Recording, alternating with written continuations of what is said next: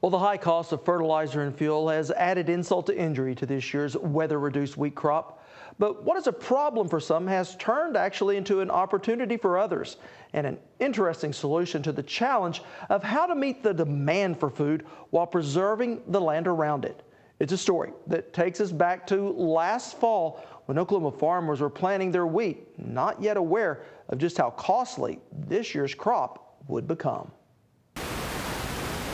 Fall is planting season in western Oklahoma, preparing the ground for another year's wheat crop. This pasture out here, we sowed the wheat and then grazed and then probably cut for grain. That's if everything works, and that's rare. Jeremy York is accustomed to contending with everything from weather to insects. But this year, like farmers across the state, he's facing a new challenge: the high cost of energy-based products, namely fuel and fertilizer. Jeff Craybill serves on the Oklahoma Wheat Commission. Our main concerns right now is our input cost. As every American knows right now that fuel is high and is cutting into their pocketbook, and likewise in the agriculture industry. And of course, fertilizer is one of our major inputs, and the price of fertilizer has tripled over the last 2 or 3 years. That's because natural gas is a key component in making commercial nitrogen fertilizer. If I add X number of dollars of fertilizer, what's going to be the result of doing that? And so it's a guessing game. A high-stakes game farmers are betting their crop yields and their livelihoods on. If we can get something that can average 30 bushel a year, we're happy. Which may not be good enough with prices where they are. Input costs on a single acre of wheat have now reached $260. So just to break even, farmers will need to raise 35 bushels an acre with wheat prices at $8 a bushel. That is our state average, is 35 bushels an acre. So an average crop won't make you money. You have to be above the state average in order to be able to turn a profit if you have $8 wheat, and we don't have $8 wheat today. But the answer to such a dilemma may be a lot easier and a lot closer than anyone has ever imagined. I'm here in eastern Oklahoma, which is home to a poultry industry worth about $500 million. And with all those birds comes all the stuff they leave behind. It's called poultry litter. It's a mixture of molten feathers and poultry waste. But poultry waste may be a poor term because experts say poultry litter is both an efficient and very effective fertilizer.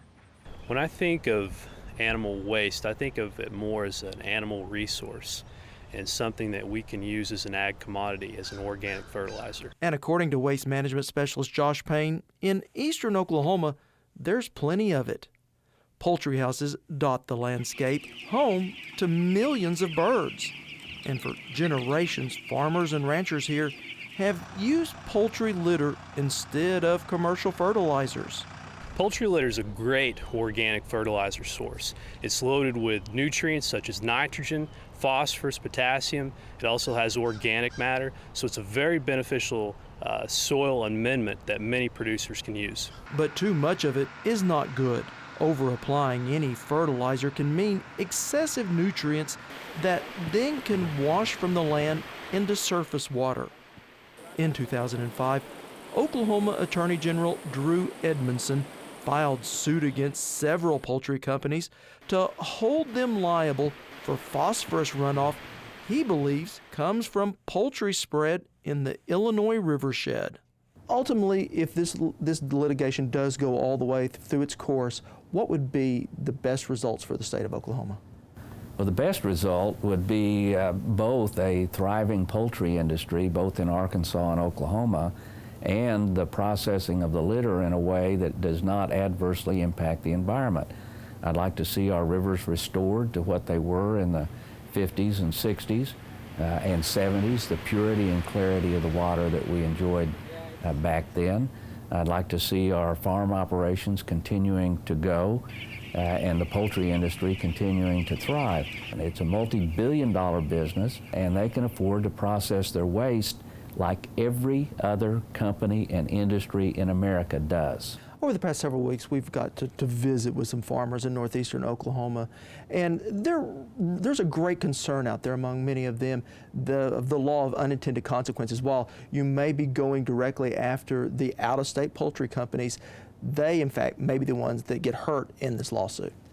And we're doing our best to avoid that. And obviously, if in a negotiated settlement, you've got more latitude to construct it in a way that there are no unintended consequences. That's a little more difficult if we actually end up going to trial and get a jury verdict or a court verdict.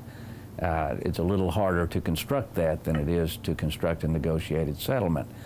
But I would ask them, as they consider that, and it's a very real concern, to look what's happened in Tulsa's lawsuit in the Uchee-Spavinaw watersheds, where they reached a negotiated agreement. And today, 70% of the waste is being trucked out of Uchee-Spavinaw. And to my knowledge, no poultry operation is shut down, no company went out of business, no farmer had to close his chicken houses, and the industry is proceeding as it did before, except they're not putting that waste down on the ground. I think we can achieve that same result in the Illinois River watershed and the other watersheds of eastern Oklahoma. Which could well happen thanks to the high price of commercial fertilizers. For the past 4 years, Oklahoma farmer Randy Wadle has bought chicken litter in eastern Oklahoma to spread on his farm in central Oklahoma. And I learned why they call it litter. They don't just call it manure because there's a lot of other stuff in it, chicken bedding and just everything that comes out of a chicken house. But the fact of the matter is, it's just a very fine material that when you spread it on the ground, you can see as I crumble it, you can see how fine it is. A little bit of rain or tilling it into the ground, it's amazing what it does to your soil. All of these nutrients that are contained in poultry litter are essential for plant growth or crop growth. We see approximately 70% of the soils in Oklahoma are actually deficient in phosphorus. So if we can take some of this phosphorus-rich poultry litter and transport it to parts of central Oklahoma or western Oklahoma that could use that nutrient, that's a very viable option. Because of what they have to pay for those same nutrients at commercial fertilizer, they're finding those same nutrients for a cheaper price in poultry litter. Now, it's going to depend on transportation and the distance from the source of the litter that will dictate how far you can actually haul poultry litter before it reaches a break even. However, due to price increases in commercial fertilizer, we're seeing that we can reach that break even much further west, meaning we can haul or transport poultry litter much further west in Oklahoma than we ever have been before. We get nutrient tests on every house cleaning that we get litter from. And you get about 45 pounds of calcium too. So you get NP and K, you also get calcium. And the other thing you get is organic material, carbon, pure carbon. I mean, it builds your soil. And with, 500, 600, 700 pounds of pure carbon per ton, you're not just fertilizing, you're improving the value, the tilth of your soil. Sounds like you're pretty sold on it. It makes sense. So if all this makes so much sense economically, I bet you're wondering if it makes as much sense environmentally. Well, from all indications, the answer is a resounding yes. Soils here in western Oklahoma are significantly different than soils in eastern Oklahoma. To add to that, our state's Ag Department also now has very tight, stringent controls in place that make it virtually impossible for anyone to over-apply poultry litter anywhere in our state. I'm a card-carrying litter spreader. I went to 9 hours of education before they would give me a card to spread litter. My wife has a concealed carry gun license, and she didn't even have to go to that much class. So, when you think about it, I've got to have 3 hours of continuing education to spread litter. Mary packs her pistol without any continuing education, so I guess somebody thinks that chicken litter is more dangerous than a pistol. Now for a postscript to our story. Last fall, a federal judge denied an injunction to completely stop the spreading of poultry litter in the Illinois River watershed. Now, despite that ruling, the case against poultry companies is still set to go to trial this September. In the meantime, poultry producers exported a record amount of poultry litter out of the affected watershed last year. According to an industry group, 85,000 tons of poultry litter was shipped to farms as far away as southwestern Oklahoma. But according to evidence supplied by the state in the federal lawsuit, that amount is still less than 1/4 of what the industry produces each year. Meanwhile, farmers like Wadle have been taking advantage of what appears to be an abundant resource. That too could change, though, thanks to the laws of supply and demand. The price of commercial fertilizer is now less than 1/2 of what it was last fall.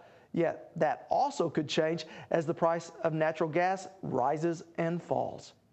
Now, if you'd like to see our complete interview with Attorney General Drew Edmondson or meet a poultry grower and hear what he thinks about all this, simply head to our website at okhorizon.com and click on this week's Value Added.